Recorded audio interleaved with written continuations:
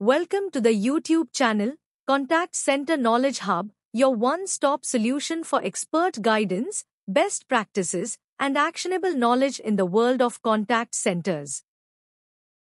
Explore, learn, and enhance contact center skills. Let's now explore one of the most strategic conversations in sales and contact center performance, target setting for the call-to-close ratio. Let's start with the first key consideration when setting call-to-close ratio targets: business type and campaign objective. Different campaign types have very different conversion realities, so setting the same target across the board simply doesn't work. In pure sales campaigns, such as telesales or outbound B2C, close ratios are typically on the lower side, around 5 to 15%. These are cold or semi-warm leads, so success depends heavily on targeting, timing, and agent skill. In contrast, inbound sales campaigns, where customers initiate contact, often see significantly higher close ratios, between 20 and 40%. Here, the intent is stronger, making it easier to convert with the right pitch. And for collections or retention campaigns, close rates vary widely depending on debt age, product type, and churn risk. An early-stage collection may close quickly, while older debt or high-risk segments may need multiple touches. The key is simple: targets must reflect the true purpose and nature of the calls, not a generic expectation. Next, let's look at the second key consideration for setting call-to-close ratio targets: lead source and quality. The origin and quality of your leads play a massive role in determining how ambitious or realistic your targets should be. When working with warm leads, such as referrals, inbound sign-ups, or existing customers, the conversion potential is naturally higher. These customers already have a connection, interest, or intent, making it easier for agents to close. In these scenarios, it's appropriate to set higher call-to-close targets. On the other hand, cold leads, like purchased lists or blind dialer campaigns, have lower engagement and lower readiness to convert. Pushing unrealistically high targets in these situations can hurt both performance and morale. The rule is clear: the better the lead quality, the higher the target can reasonably be. Let's move to the third key consideration for setting call-to-close ratio targets: channel and contact type. Not all channels perform the same way, and your targets should reflect these behavioral differences in customer engagement. For example, inbound calls typically deliver higher close ratios because customers are already reaching out with a need, a question, or an intent to buy. This makes the conversation more focused and easier to convert. Outbound calls, on the other hand, tend to have lower close ratios. But what they lack in conversion rate, they often make up for in volume, giving the team more opportunities to create wins at scale.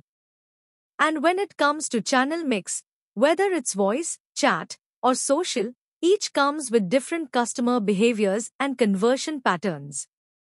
A target set for voice campaigns may not make sense for chat or social, and vice versa. The key is to set targets that match the channel reality, not force the same benchmark across all. Now, let's explore the fourth key consideration for setting call-to-close ratio targets: customer segment and market conditions. Different customer segments have very different conversion dynamics. In B2C mass market campaigns, close ratios are generally lower because you're dealing with a larger, more diverse audience, but the volume of opportunities is high, which can still drive strong results at scale. In contrast, B2B or high-value deals usually have higher close ratios because interactions are more targeted, consultative, and personalized. Here, even a small number of deals can have a big business impact.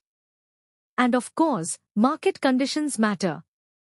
In a recessionary or economically tight environment, closure ratios can dip even with skilled agents, simply because customers are more cautious, budgets are tighter, and buying decisions take longer. The key is to align targets with both segment behavior and market reality. Let's move on to the fifth key consideration when setting call-to-close ratio targets: agent tenure and skill mix. Not every agent is at the same stage of their performance journey.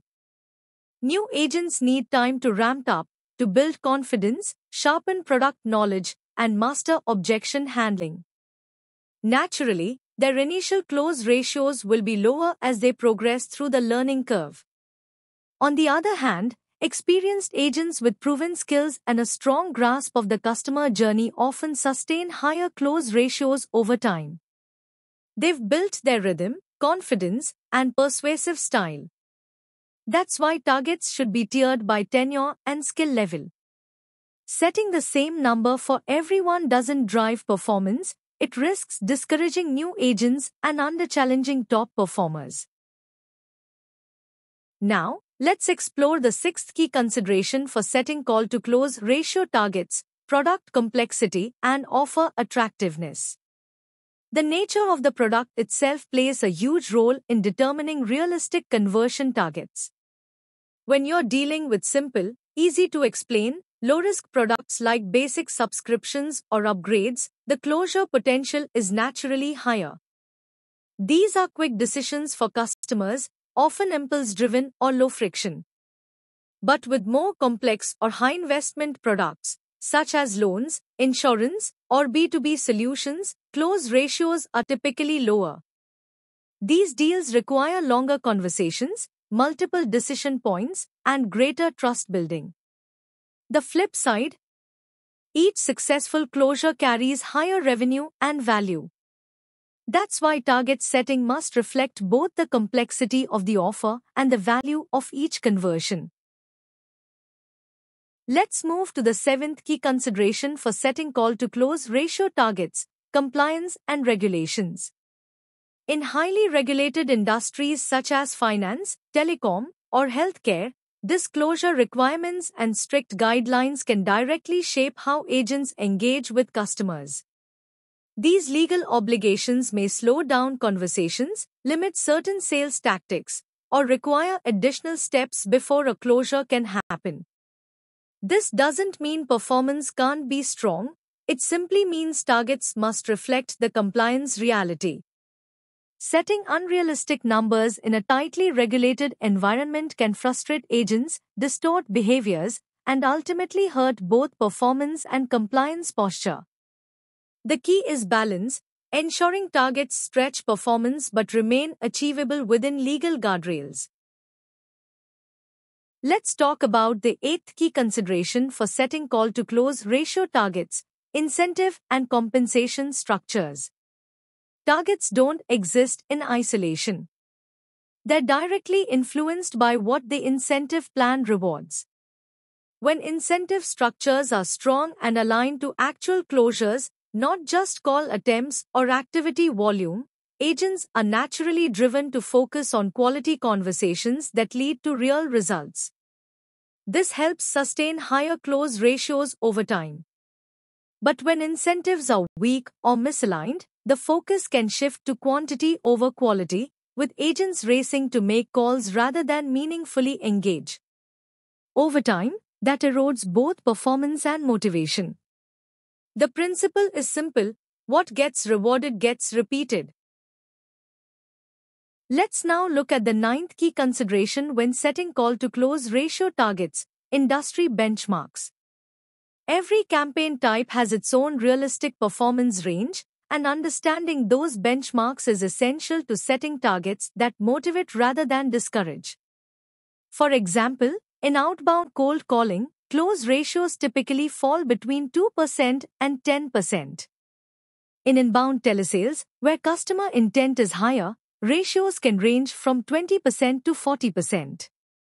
In collections, especially early-stage debt recovery, conversion rates are often 15% to 25%, while retention or loyalty save campaigns usually land in the 10% to 20% ND. The key is simple: targets should sit within realistic benchmark bands, ensuring they stretch performance without setting agents up for failure. Finally, let's explore the 10th key consideration when setting call-to-close ratio targets: AI and automation support. Modern contact centers are no longer powered by manual effort alone. AI-driven lead scoring, dynamic scripting, and real-time coaching are transforming how agents engage with customers.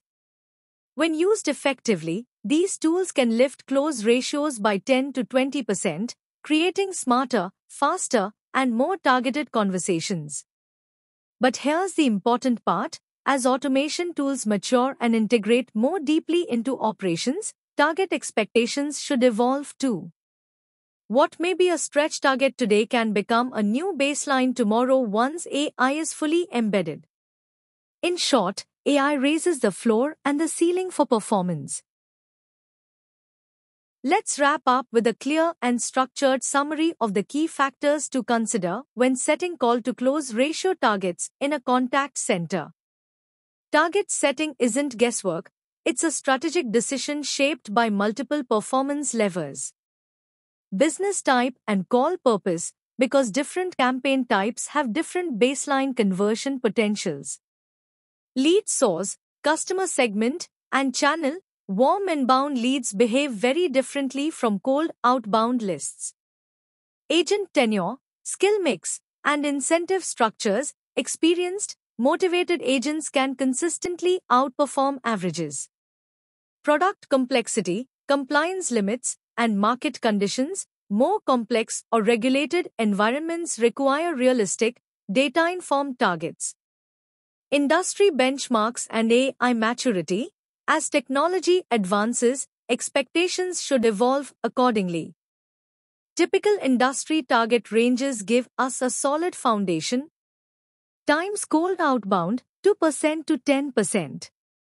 Times inbound sales or upsell, 20% to 40%. Times retention and collections, 10% to 25%. The message is simple: targets must be both ambitious and grounded in reality. Thanks for watching my YouTube channel, Contact Center Knowledge Hub. If you found this helpful, don't forget to like, share, and subscribe for more insights. See you in the next video.